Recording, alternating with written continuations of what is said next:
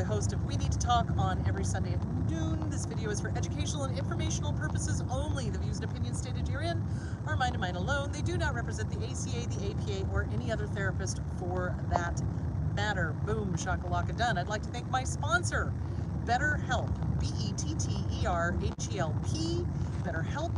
BetterHelp.com/Chris Godinez. They're an online therapy company. They are international. They are everywhere in the world. If you need to get to a therapist, go to BetterHelp.com/Chris Godinez, fill out a few questions, and they will place you with a licensed master's level or PhD level therapist in your state or one that can go international. So there you go. Thank you, BetterHelp. Hello, people. Okay, so a couple of things. Obviously, I am in the car. I am not driving. Thank you very much.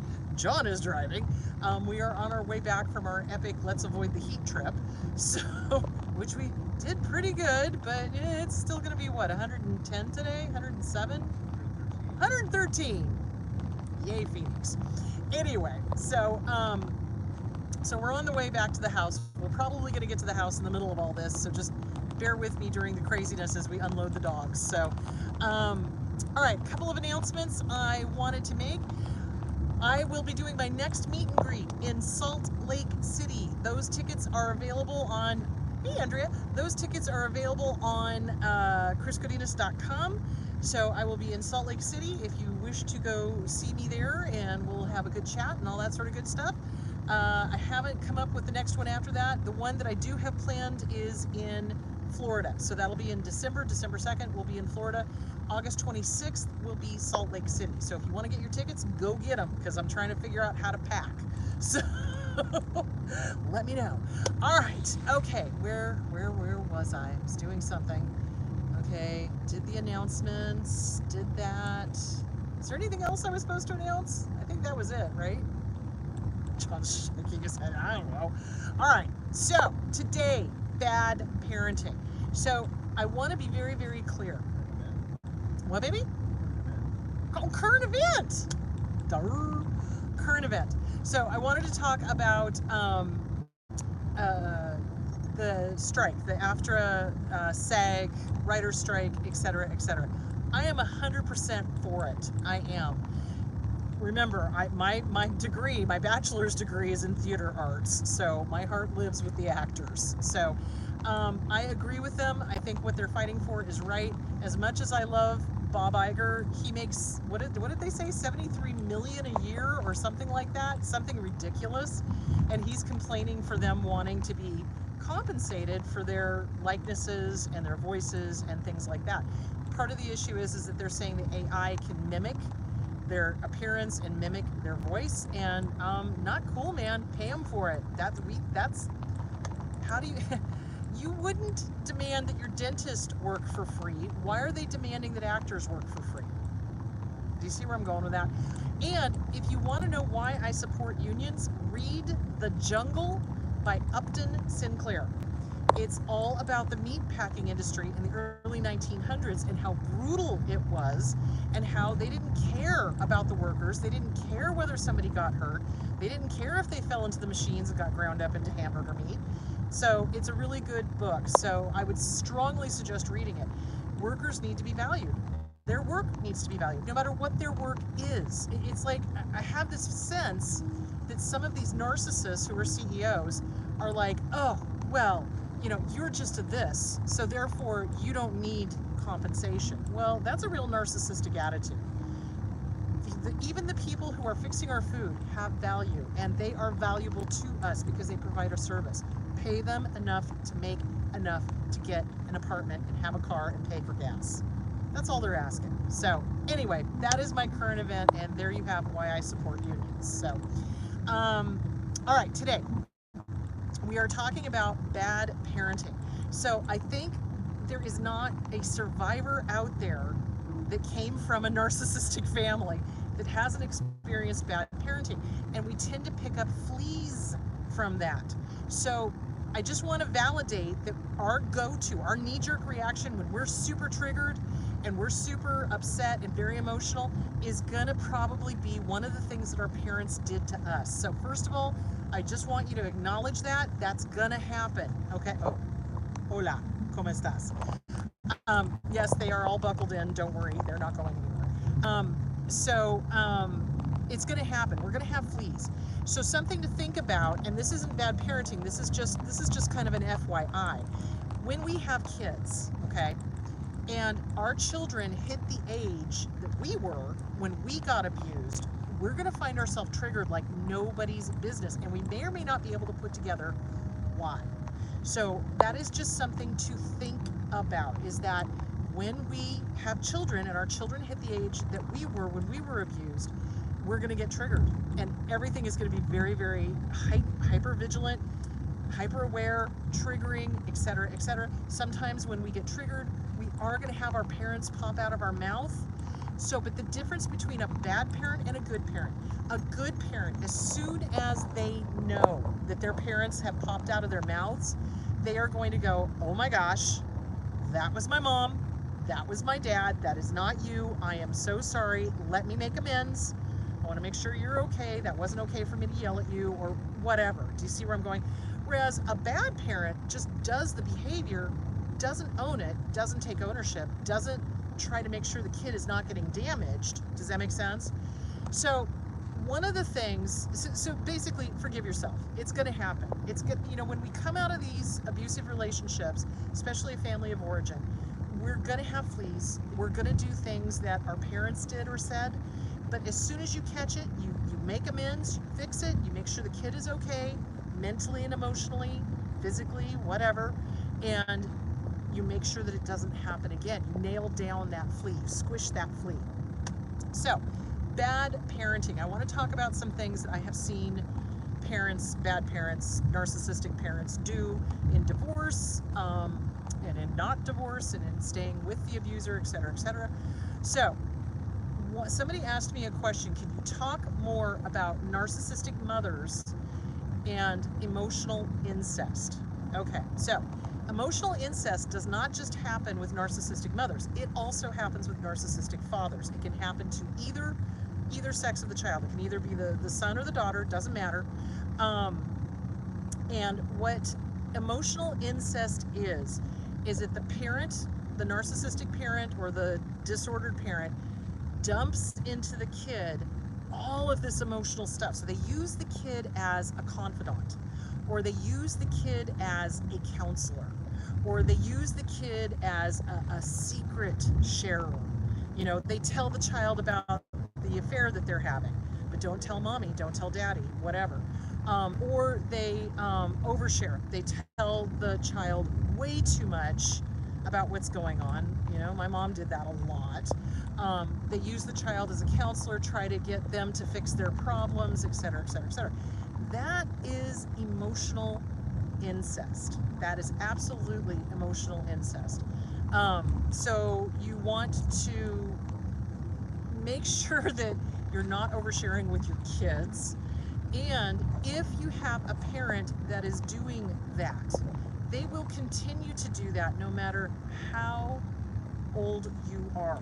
You've got to be the one to put a stop to it. You've got to be the one that says, nope, no more, we're not doing this, I'm not listening, this is not my job, I can't handle this, I can't deal with this, you know, you need a therapist, here's the number, you know, that kind of thing. So bad parents will do that, and you've got to realize bad parents will be bad parents until the day they die. They don't stop. They just don't. If they're narcissists, they don't stop. If they're not narcissists, you know, they can have some growth, okay? But if they're truly disordered, and if they're truly harming, and if they're truly doing things like emotional incest, they don't ever stop. They will never ever stop being inappropriate in what they say or what they do, or, you know, how much they overshare or things like that. So for us, when we're faced with a bad parent, a parent who's just inappropriate, you have to be the one to put the brakes on it. You've got to be the one to go, thank you for wanting to share this with me. I am not interested in being your secret holder. I am not interested in being your therapist. Here's the name of a therapist, and if you continue, this conversation is over. Now, they're not going to like it. They're not, absolutely, 110%. Remember, it's a power and control issue. So they want to make you feel fear, obligation, and guilt. fog, right? So if you're the secret holder, oh, going around the corner, okay. If you're the secret holder, then you've got a lot of burden on you, unnecessarily so. And if you accidentally say something, let something slip, then it's all your fault. So for example, and I've had this happen, the abuser told one of the teenagers that he was having an affair, and the kid obviously went to the mom and said something, and then the dad, and I use that in bunny ears because that's not a dad, that's a sperm donor, then blamed the child for the breakup of the marriage. So that's bad parenting. That is 110% bad parenting. That's too much of a burden for the child. Children should not be given adult secrets, ever, ever. So another thing that I see in divorce, besides the emotional incest, is let's talk about the whole bad-mouthing the other party. Now, a lot of people mistake not bad-mouthing the other party who's disordered and is abusive with being quiet and condoning it somehow. No. There's a big difference between pointing out behavior and bad-mouthing them. Let's talk about that. So, bad parenting is bad-mouthing the other parent. Calling them names, putting them down, doing essentially what a narcissist does, right? Name calling, put downs, discards, devalues, etc. But what you can do is you can point out the behavior. Okay, your mom is doing this, but healthy people do this. Can you see the difference? That's all you got to do. And that's not putting them down, that's not name calling, that's not, you're calling out the behavior. So you always want to point to the behavior. How are they behaving? What is their behavior? What is going on? Does that make sense? So bad parenting is where obviously parental alienation, but again, what is the motivation of that particular bad parenting thing? So let's talk about this. Most of the time when narcissists, malignant borderlines, malignant histrionics, etc., do bad parenting, it's because they have an agenda, because it's a power and control move. It's also maybe I'm abdicating responsibility. So that's why those parents do what they do. It's not that they suddenly, decide one day to go through a book of every single stupid thing they could possibly do to a kid. It's with an intent. There's an agenda. There's something else going on. So the parental alienation is a power and control issue. The parental alienation is to get that child away from the healthy parent and siding with the abuser, because then they can go, see, my child loves me more than you. That is not healthy parenting. Healthy parenting is the kid loves both, but the kid probably sees that there's issues with one of the parents. That's healthy parenting. So it's not a matter of getting them on your side. It's not a matter of win-lose, because that's black and white thinking. That's splitting. And narcissists always have to win, and that's why they do parental alienation. It's not because they love their child and they want all of their attention all the time. 9 times out of 10, what I see happening is they do the parental alienation, they get the child full-time, either legally or the child just says, I don't want to go over anymore because, dad or mom says you did this, that, and the other thing, and the child chooses to stay with the abuser. But then once they get the child, they start giving up time with them, or they don't spend time with them, or they slough them off onto a babysitter, or they, start complaining about how expensive they are, or whatever. And eventually, what I've also seen is that kid go back to the other parent and just go, okay, I get it. I saw it firsthand. I see this now. You know what I'm saying? But that's, with an abuser, it's parental alienation is a power and control issue. It's I'm going to take something away from you that is valuable and will hurt you. That's what this is about. It's not about spending time with the kid. They could care about the kid. They couldn't care less about the kid because they don't. If they really truly cared about their child, they would make sure that there was not parental alienation going on. Now, caveat, here's another part of bad parenting that I've seen. And a lot of people coming out of abusive relationships do this. But it's important for my child to be with that parent. Full stop.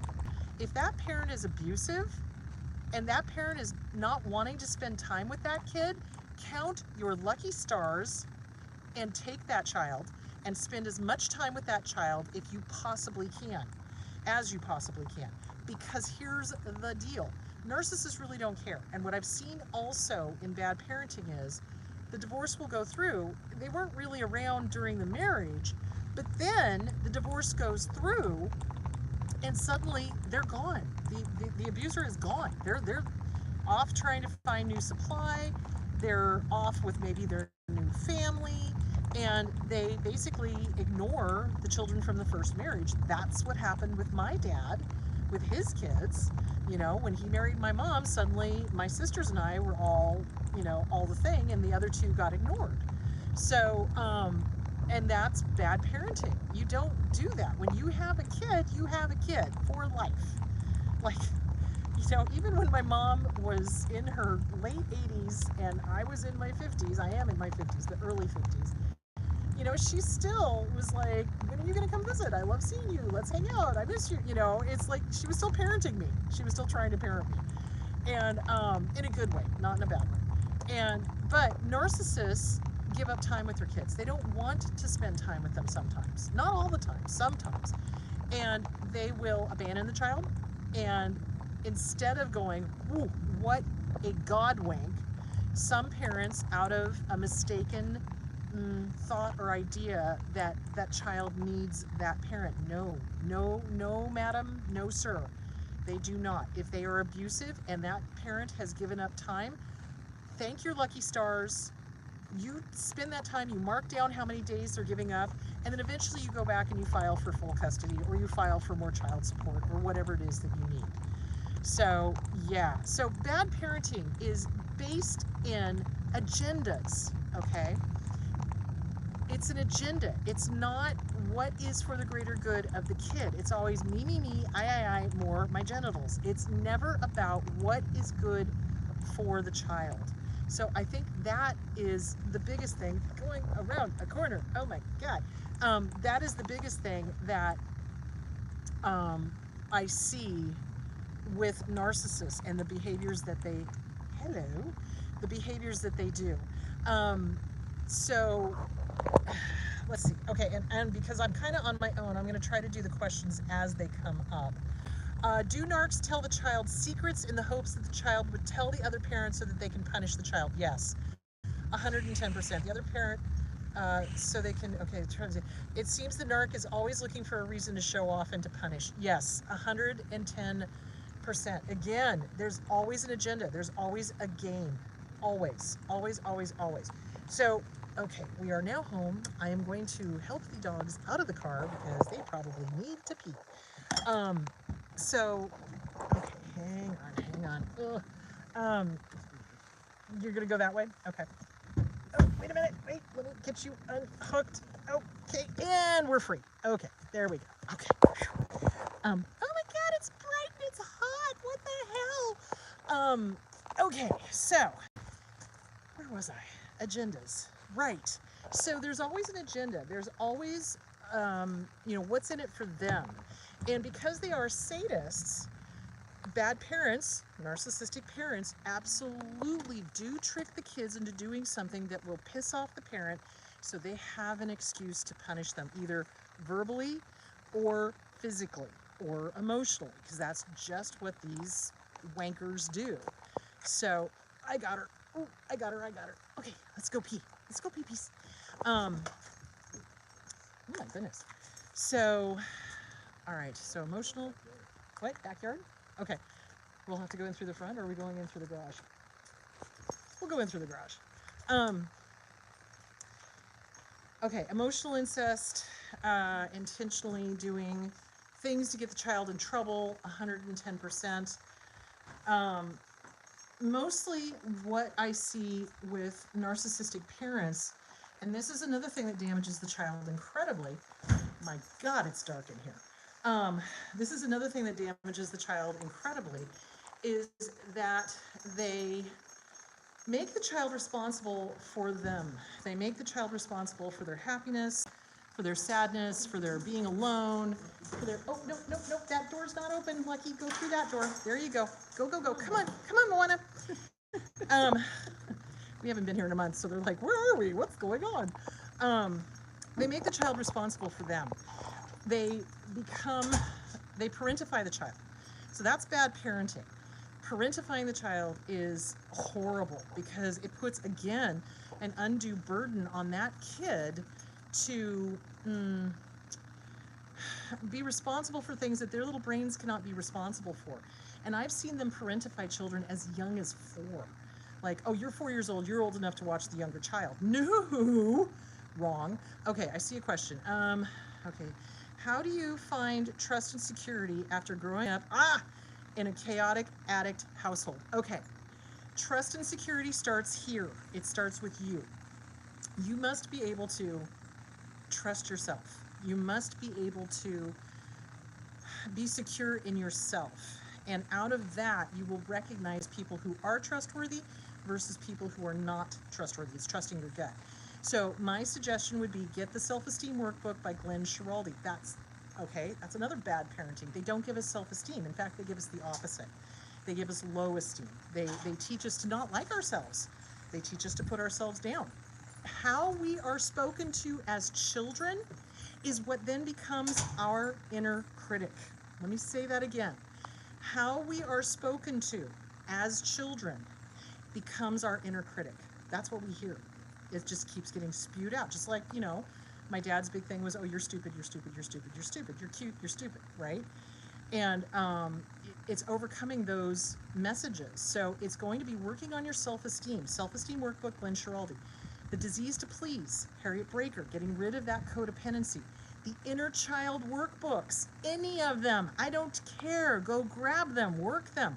Because we're having to undo all of the mistaken thoughts and the mistaken beliefs that our abusers gave to us. All of those nasty things they said to us become our inner dialogue. So we have to speak to ourselves with absolute kindness and absolute clarity and absolute, what's the word I'm looking for? Compassion and gentleness. Question, should I run away screaming from these red flags? Yes. If there's red flags, yeah, absolutely. Yeah, if you've got enough red flags that it's starting to look like a communist parade, it's time to get out. And actually, you want to train yourself so that even when there's one red flag, you're like, oh, okay, I know that one. See ya, wouldn't want to be ya, you know what I'm saying? So yeah, you absolutely, when you start seeing lots and lots of red flags and there's no movement or work on their part, they're a narcissist. Because even autistic people work on themselves, okay? They know when they've hurt somebody and they don't like it. Narcissists, on the other hand, enjoy it. So that kind of goes with that question that I had last week about autism versus narcissism. Autistic people can be very self-centered or very unemotional, like they don't recognize emotions, but they can work on that, and that changes with them. With narcissists, it does not. So if somebody is intentionally being avoidant, intentionally not sharing the emotional burden of whatever is going on, that's a huge red flag.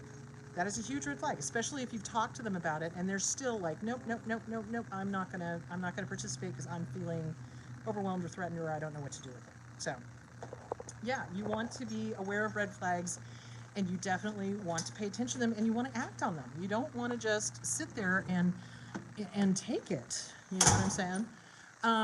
Okay, so where was I? Okay, bad parenting. Another thing that bad parents do that narcissists do. When the narcissist abandons the kid, so like makes it clear that they've chosen the second family, makes it clear that that child is not important to them, and the reason it's dark in here is because we have all the shades shut trying to keep it cool. That child starts thinking that they're not worth it, that, obviously I have no worth, or my mom or my dad would pay attention to me. So this is where a lot of abandonment issues come in. So I would strongly recommend, again, get with a good trauma therapist. If you had parents that called you names, parentified you, put you down, made you feel responsible, ignored you, or overshared, that's all trauma. That is all trauma. All of the bad parenting that we had to put up with any and all of that is trauma. And we are going to get triggered. And we are going to, if we don't work on it, if we're not conscious about it, we start acting it out unconsciously. And you don't want to do that. That's why we tend to be attracted to people. That's why the inner child does the picking. That's why I keep saying your picker's broken. You got to work on your picker. Okay, hold on. Is it common for a narcissistic mother to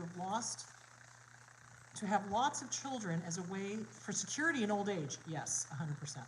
My late narc mother expected children to look after her in her old age and became aggressive when we didn't. Yes. That, you know what?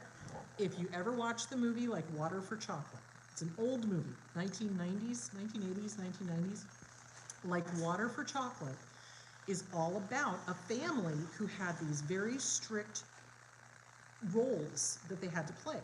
And generationally, in that particular movie, the youngest child was assigned the role of never marrying and staying single and taking care of the mom. That was the role of the youngest child. And I'm like, I would run away. I would.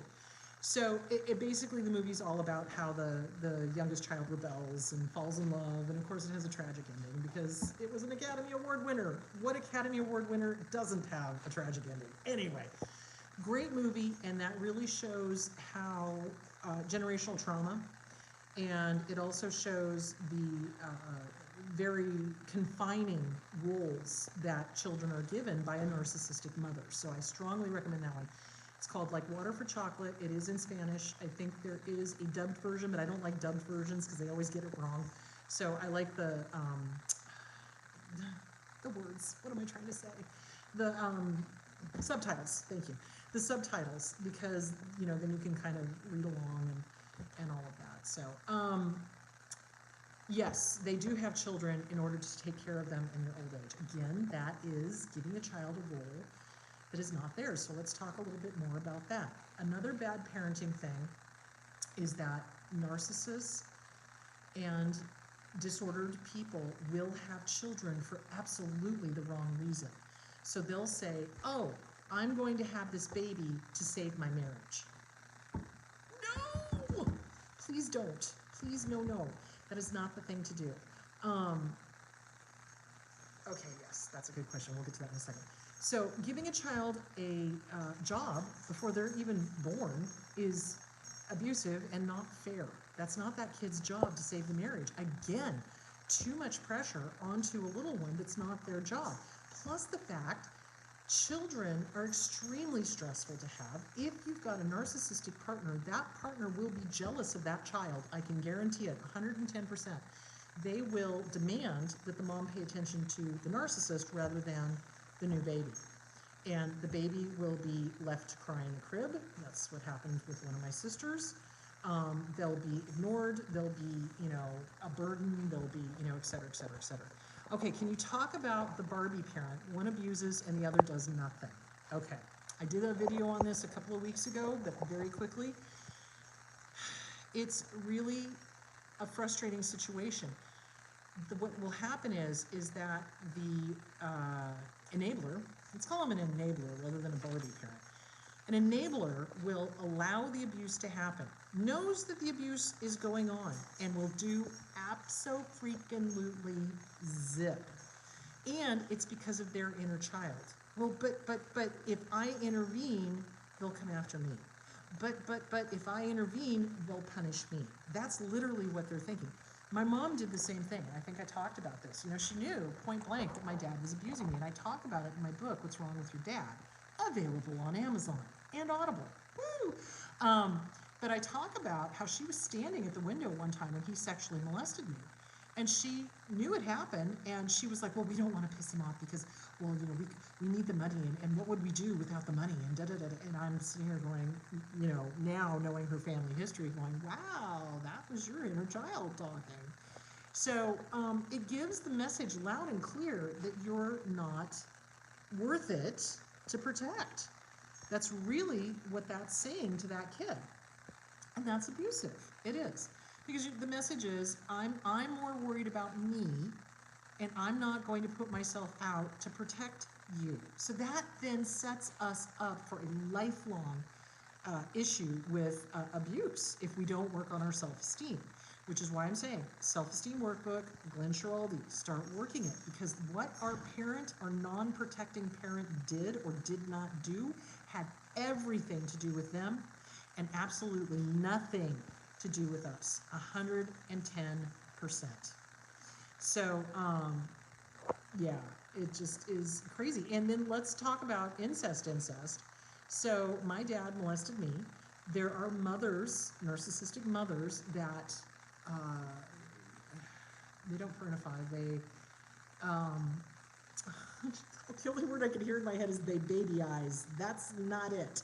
But they make the child a child. They take away, infantilize. There we go. They take away, I'm sorry, it's been a really, really long day and we've been driving forever. Thank God we're home. So they infantilize the child. That's another way. So they tell the child that they're not competent.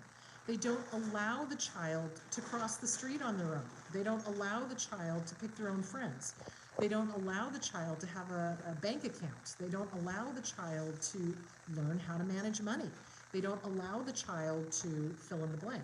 And if you take that a step further, the really psychopathic ones turn those kids into the second spouse. So they will resist allowing the child having their own bedroom and their own space. And there was one I dealt with where we were just about to call CPS because they refused to get the kid, who was a teenager, their own bed. And I was like, I know that technically CPS won't find anything wrong with that, but knowing who this person is, I have tons of issues with that. So, yeah, absolutely. Why do narcissists talk about the person to others? The people who are wise to the narc think he's odd, but it doesn't seem like he sees that. No, of course. So narcissists are all about, it's a popularity contest, okay? It's a win or lose popularity contest. I must win. I must have the most likes. I must have all the friends. I must have everything. So everything is black and white to them. All good, bad, nothing, nothing, everything. Do you see where I'm going with that? It's like very split in their thinking. So they start trying to gather flying monkeys to them. So they will literally, I have seen them call up the parent of the same spouse and start complaining to the parent about their child, fully expecting that parent to agree with them. Yeah, they're cuckoo for Cocoa Puffs. I'm not even kidding you. So it's a popularity contest, and it's a I must win at all costs and smear campaign. And with the smear campaign, they absolutely want to cast aspersions on your character. So they're trying to make you untrustworthy. They're going to lie about you. They're going to say you did X, Y, and Z when you didn't. It also helps them look like the victim. Oh, this person did this, that, and the other thing to me. Poor me, boo-hoo-hoo. And they get to play the victim. So narcissists can flip between the different types of narcissism. They can be the victim, and then at other times they can be grandiose, So it just kind of depends. Okay, trigger warning question. Can a parent molest you without touching you? Yes, that's verbal incest. That is emotional incest. Sexual talk, demanding hugs, or touch, yes, that makes 100% sense. So even though they don't touch you, and this is something my dad would do, he would always tell the filthiest, and I mean absolutely disgusting, inappropriate jokes in front of me or to me and expect me to be like, that's funny. And I'm So yeah, and it is a grooming technique. This is what sexual abusers do, is they groom. And they say things like that to gauge your reaction, to see how resistant you are to it. So yeah, that's a grooming technique. That's abuse, 110%. Okay, question.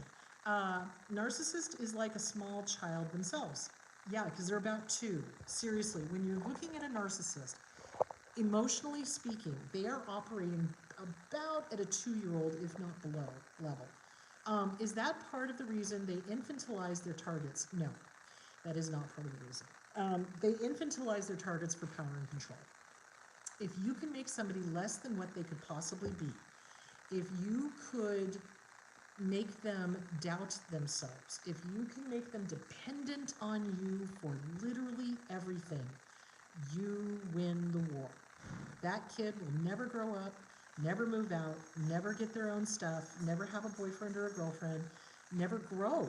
And so it's intentional. Again, everything they do is with an agenda. Their agenda of infantilizing is to have all the power so that you never leave them. It's an automatic lifetime supply for their ego.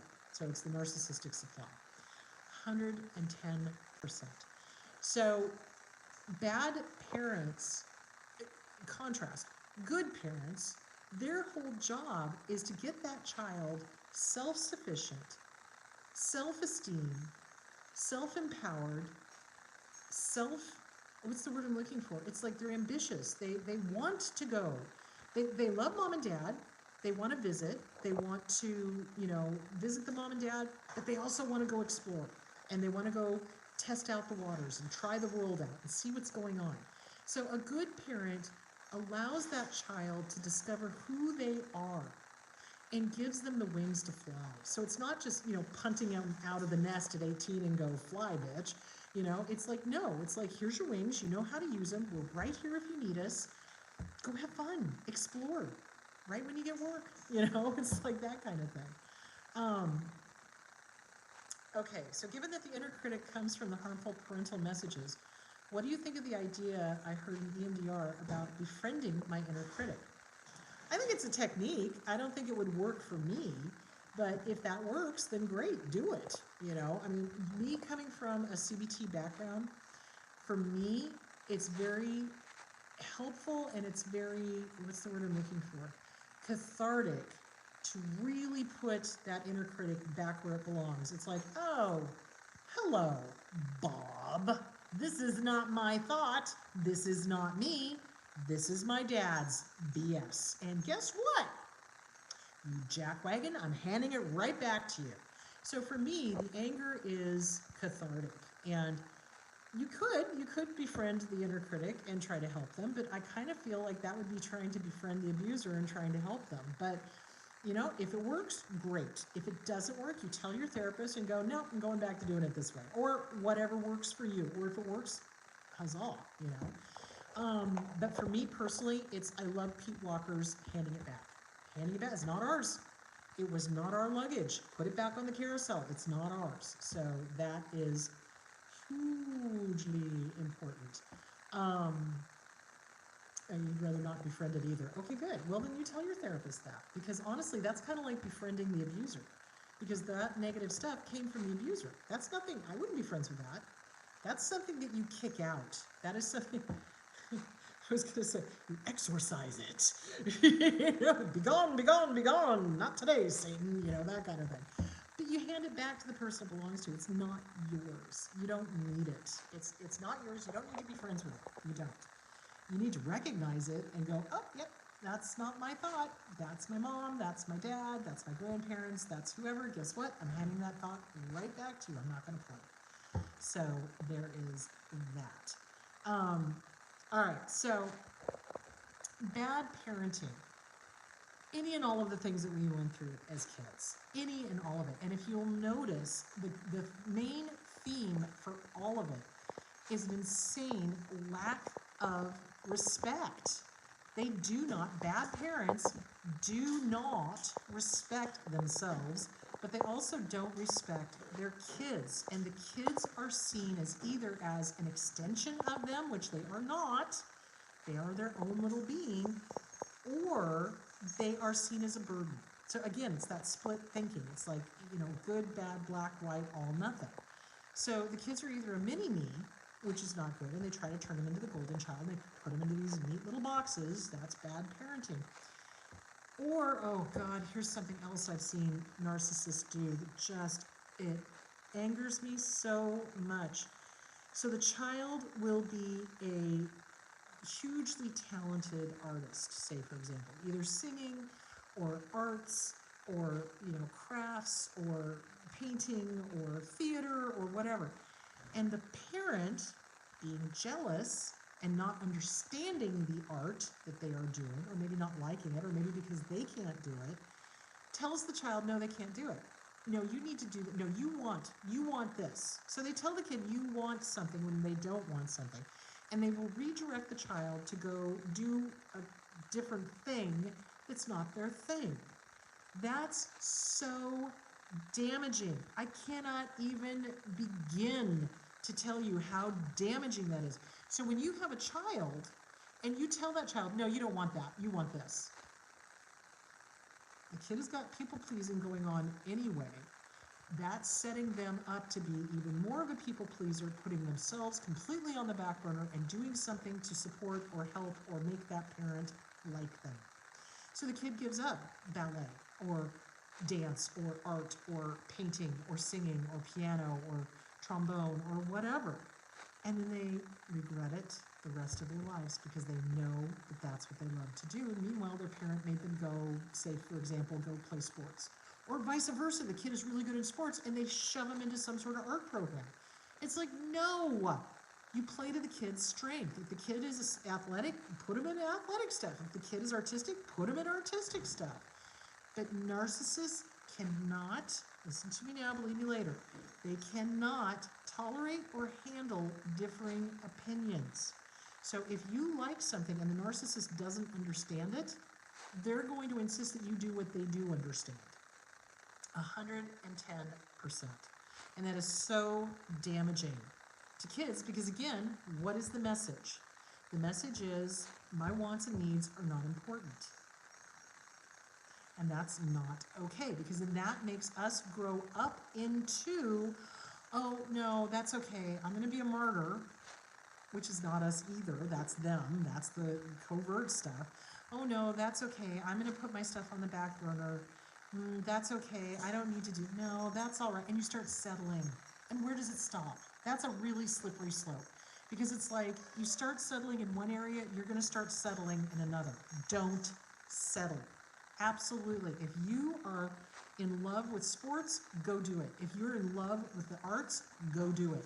And it's never too late to start. And that is something I really, really, truly want to point out.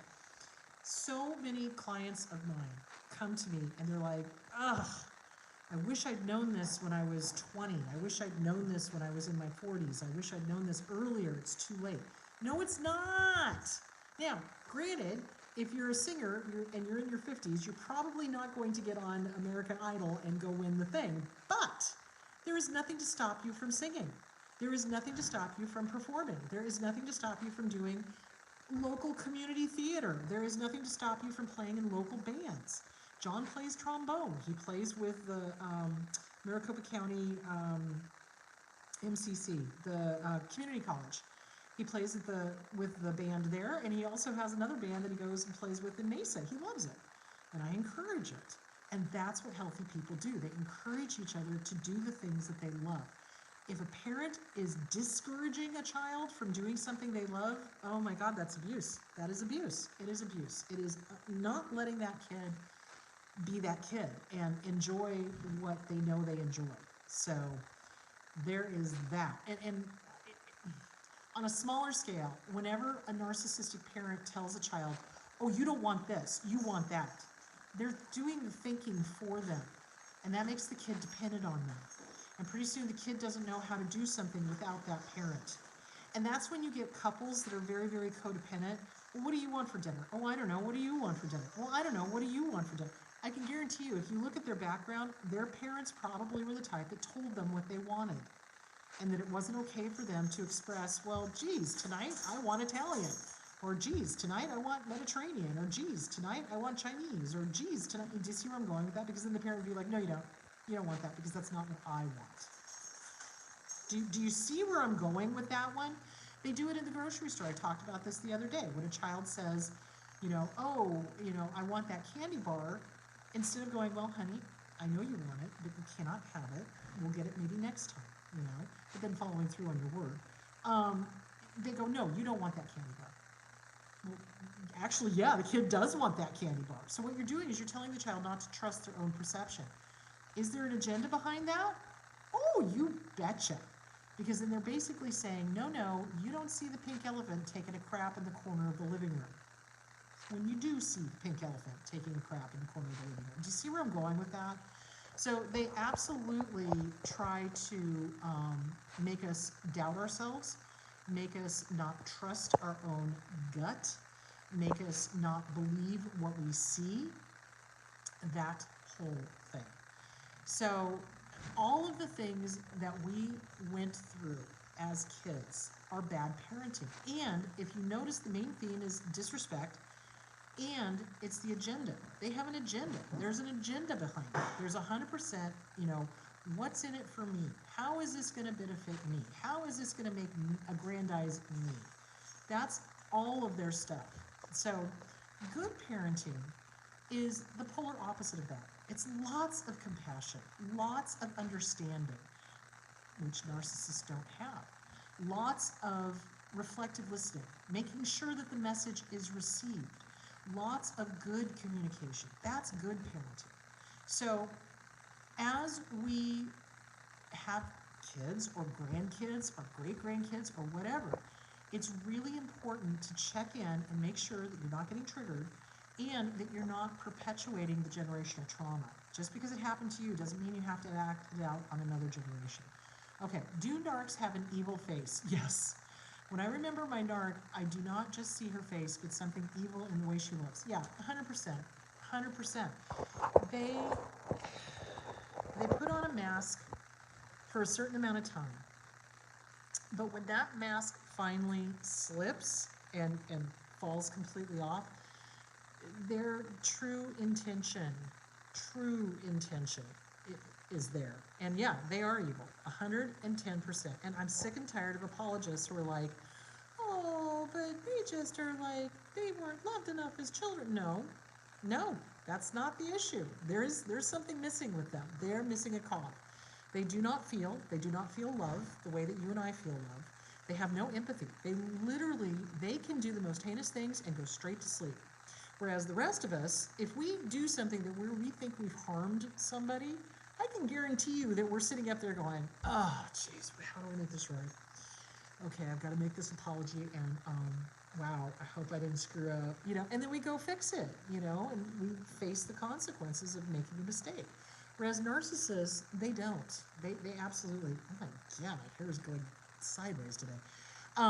They absolutely don't face the consequences of what they've done. They don't make apologies that are real. So that's another thing. A good parent, when they screw up with a kid, they acknowledge it, they make amends, and they make sure that it never happens again. So, and that's, I think, the big difference is that bad parenting is ego-based. Good parenting is self-esteem based. It's like, how can I be the best guide to this little one that I've been given so that they grow up with good self-esteem, and they grow up with confidence, and they grow up with listening to their gut and trusting themselves, etc., etc., etc. So really, undoing all of this stuff all boils down to self-esteem, working with the inner children. So Inner Child Workbook, Catherine Taylor, is experiential. So that is the one where she has you hold yourself as a baby and rock yourself and see if anything comes up. And then another one is where she has you spread out a blanket and, smear food near it. I actually had fun with that one. But, and see what comes up. And it's experiential. The Lucia Cappuccioni, Reclaiming Your Inner Child, is you write the child with the non-dominant hand and the adult with the dominant hand, and you have a conversation back and forth. So whichever one works the best, do that, or you can do them both, and it's funny what you discover working both of them. Some stuff comes up with the experiential, and the other one comes up with the doing the writing. So it's really important to work with the little ones inside and understand that they were victims of bad parenting, and that you get triggered because of what happened to them. And sometimes I know people, when they start working with their inner children, they either are feeling anger towards them or disgust or whatever, and that's your abusers. That's not you. That's your abusers. That little one that you're having the hardest time with needs your love, needs your compassion, needs to have their hand held and told, hey, you know what? It's going to be okay. I love you. I hear you. I hear you. I believe you. I know what you went through, and I'm sorry you had to go through it. And let me just tell you, little one, ain't nobody going to do that to you again, because I will break my foot off in their ass. You know what I'm saying? So you let them know that they're safe, and you talk to your little one inside of you. So you can do like a guided imagery. You know, it's like you go someplace safe in your head. You call them to you, and you sit them on your lap and hug them and kiss them and say, hey, I love you. You're a good little one. I love you. What do you need? Ask them what they need. And 9 times out of 10, that little kid is going to say, I just need to be protected. Or I just need to be heard. Or I just need to be believed. So do that. Let them know, I believe you.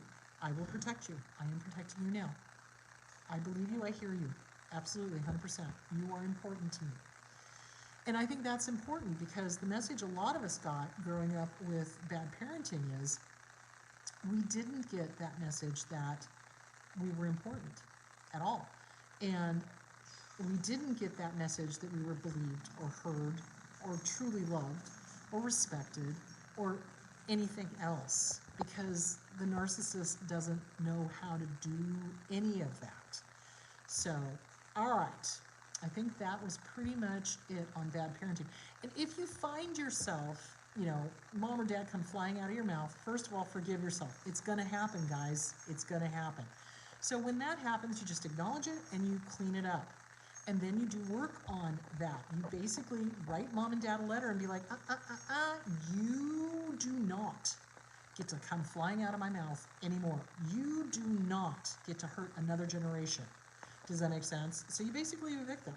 So CPTSD from Surviving to Thriving, Pete Walker, the Self-Esteem Workbook, Glenn Schiraldi, The Disease to Please, Harriet Breaker, Inner Child Workbook, Catherine Taylor, Reclaiming Your Inner Child by Lucia Cappuccioni. All of these are going to help you as parents and grandparents, great-grandparents, to not keep continuing the generational trauma. And really love that little child inside of you, or those little children, different ages inside of you. Oh my gosh, thank you. Love that little one inside of you. Love them. And if disgust or anger or whatever comes up, put it on hold. You know, just kind of put it on, oh my gosh, thank you. Put it on hold and figure out where that disgust is coming from, because it's not you. It's not you. 110%. It is not you. That little child did not deserve disgust or anger or blame or, you know, whatever. You're a burden, whatever they said. Did not deserve that. Did not deserve that. So you undo that. So that's what people ask. They're like, okay, what is reparenting yourself? So reparenting yourself is confronting that inner critic, writing it out, sending it back to the people it belongs to, but then replacing it with what a good parent would say. So when you're doing the mirror work, you're literally talking to your inner child. Seriously, you're talking to your subconscious, you're talking to your inner child. And you do things like, hey, good to see you. Have a great day. I give you permission to like yourself. Or I give you permission to be competent. Or I give you permission to be funny. Or I give you permission to have all of your emotions. It's okay. I'm right here and I got your back. And then you walk out, because that's what a good parent would say. So anyway, I think that is it. If there's any last questions, please let me know, because I'm about to put a fork in it for today. It is really hot. So so we left June 23rd. We're back July 23rd. About 3 days after we left, we started getting emails from our house sitter. It's hot in here. And because it has been so ridiculously hot in Phoenix, our air conditioner could not keep up. So we're keeping it at like, what, 80, 81, 83? Woo! Jump back. Kiss myself. Anyway, it's hot. It's really, really hot. So I see a new air conditioner in my future. So, oh, thanks you guys. Oh my gosh. So anyway, I just want to reaffirm is that we all had, if we came from families of origin that were chaotic and abusive and this and that and the other thing, we all had bad parenting. And every once in a while, that bad parenting is going to come flying out of our mouths. And the difference is we recognize it and we can do something about it. So, and we can change it and we can clean it up. Oh, I love you guys too. And you know, that's something I wanted to tell you guys. I love my fan base. You guys are so awesome. And I really love the fact that we have a community forum where people feel loved and heard and supported. And thank you. Thank you for being loving and concerned and supportive for each other and everybody. So that is awesome. All right, guys, I think that is it. I cannot for the life of me remember what I'm talking about next week, so I'll go figure it out. Any questions that I missed, I'll go back through the chat and make sure I caught all the questions, and I'll answer other questions on Wednesday. So there is that. All right, my loves, you guys go be awesome. Take good care of yourselves. Drink plenty of water. Be careful in this extreme heat if you're in an area that's got the extreme heat. And I will talk to you on Wednesday, and then I'll see you on Sunday. Talk to you guys later. Bye.